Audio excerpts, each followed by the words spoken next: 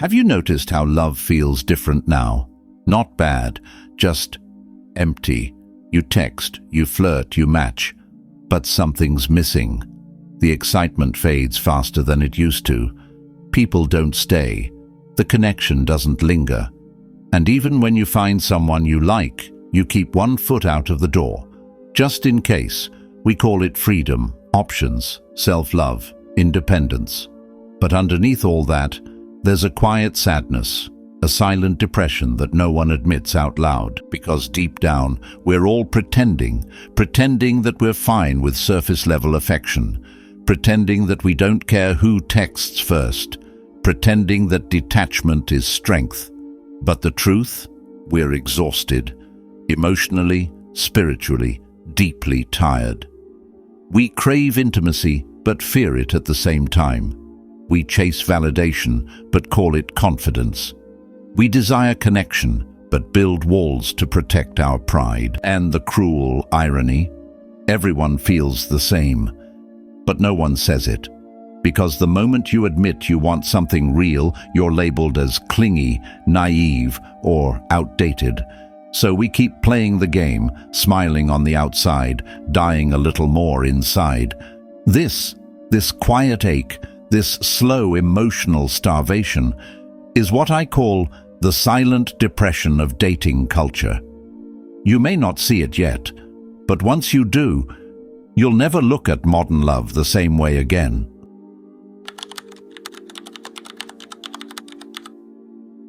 Freedom. That's what we were promised. We were told that technology would make connection easier, that dating apps would bring people closer, that globalization would give us more choices. And it did, at first. But like all great deals, there was a hidden cost. Because somewhere between all those choices, we lost our ability to choose deeply. Think about it. Every time you swipe left or right, you're training your brain to treat people like options. Not souls, not stories, just possibilities. We scroll through faces like catalogs, eyes, smiles, bios, and make decisions in seconds. We no longer meet people, we consume them.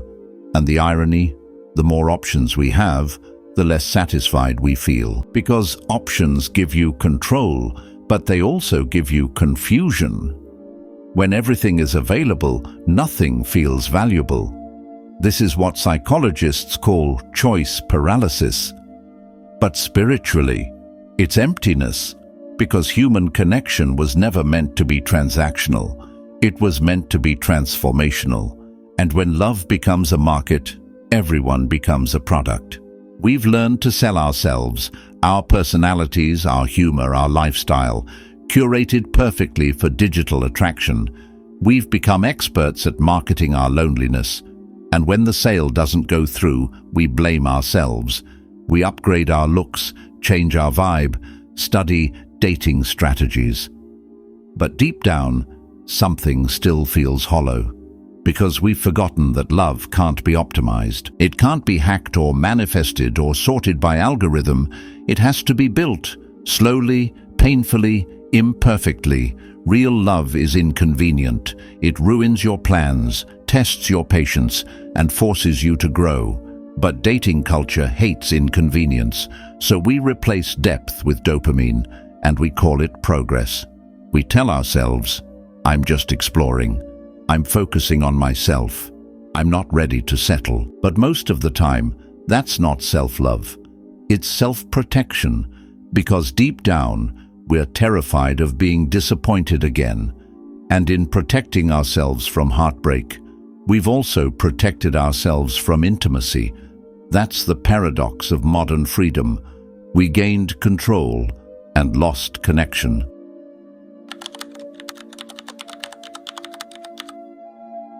There was a time when words carried weight, when I miss you meant ache, when I love you meant commitment.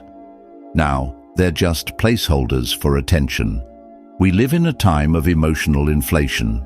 Feelings are cheap, compliments are mass-produced, and affection has no shelf life. It's not that people stopped caring, it's that they've stopped believing in care. Every "I love you" is met with suspicion. Every compliment is double-checked for motive. Every kind gesture feels like a setup. We no longer ask, "Do you love me?" We ask, "What do you want from me?" Because in this new emotional economy, everyone's afraid of being scammed. Love used to be a leap of faith. Now it's a negotiation. You give just enough to stay desirable, but never enough to get hurt. You keep your emotions on a leash. You call it standards, but it's fear. We've made caring conditional, a strategy, not a feeling, and in doing so, we've drained meaning from the most human thing we have. This is why everyone's so tired, not physically, emotionally. We're emotionally overworked and spiritually undernourished. We crave deep connection, but we're addicted to shallow attention. We post self-love quotes to mask our self-doubt. We preach independence while dying for someone to text us back. We chase love like currency, but spend it like it's worthless. The result? An entire generation that's emotionally rich online, but bankrupt in reality. We've learned to say everything, except what we really mean. And if you've ever felt like you can't trust words anymore, you're not paranoid. You're just living in a world where everyone's fluent in performance. Everywhere you go, online, at cafes, parties, even therapy, you see people performing, not out of vanity, but survival. We perform strength because vulnerability feels dangerous. We perform happiness because sadness makes others uncomfortable. We perform indifference because caring feels humiliating. And in dating, this performance becomes a full-time job. We wear masks so perfectly fitted that sometimes we forget what our real face looks like. It starts small. You tell little lies to seem more interesting. You hide parts of yourself that might scare them off. You pretend you're fine when you're really craving connection. And slowly the performance replaces the person. Modern dating isn't two people meeting, it's two avatars colliding. You meet someone's highlight reel, not their history.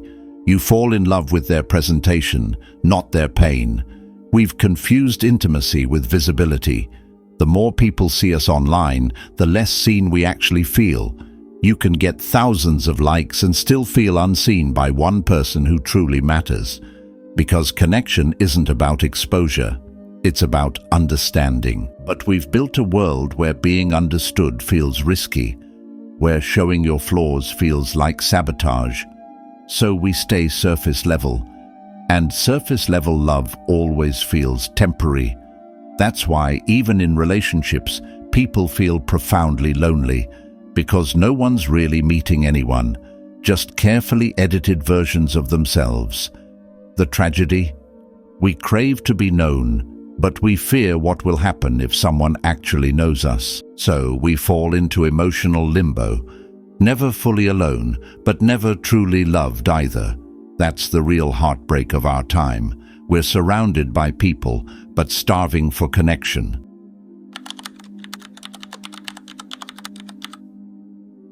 You can talk to 100 people in a week now, and not feel seen by a single one. We've mistaken constant communication for connection. We think talking means bonding. We think texting means closeness. We think sharing stories means being known. But connection is not about contact. It's about presence. And presence is exactly what's missing. Our generation's loneliness isn't loud. It doesn't cry. It scrolls. It doesn't scream. It swipes. It doesn't break things. It distracts itself. You can't tell who's depressed anymore because everyone looks busy, productive, happy. But look closer. Beneath the jokes, the memes, the "I'm focusing on myself" mantras, there's fatigue, an exhaustion that comes from pretending that digital attention is the same as love. The cruel irony, we've never been more connected, yet we've never felt more disposable. And this is how silent depression spreads. Not through isolation, but through noise. The noise of constant interaction that means nothing. The noise of good morning texts that never lead to real mornings together. the noise of endless validation that somehow makes you feel even emptier. We're surrounded, but unseen, loved, but unfulfilled, talking, but not communicating. That's the loneliness paradox, and it's killing our ability to feel love the way it's meant to be felt, with stillness, patience, and presence.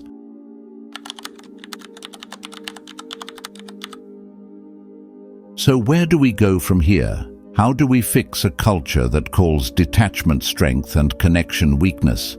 The answer isn't in deleting apps or escaping society. It's in remembering how to feel, to love again, not perfectly, but honestly.